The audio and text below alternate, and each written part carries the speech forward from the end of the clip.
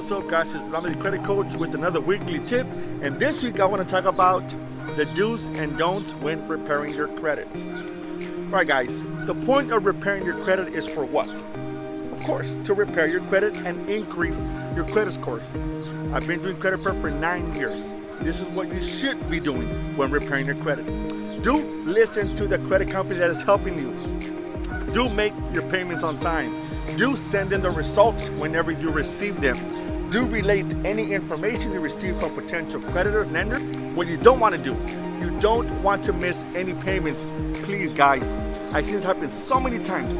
We're helping someone improve their credit score and they miss a payment, thinking, well, you could just remove it. Doesn't always work that way. Don't apply for too much credit. The reason is, if you get approved, you're gonna get a high interest rate. Wait until your credit is repaired and you have a high FICO score. Don't max out any credit cards. That's going to decrease your credit score. All right, guys, those are simple do's and don'ts. When repairing your credit, you don't want to make those mistakes, but do pay attention to the things that are important when improving your credit score. See you guys soon.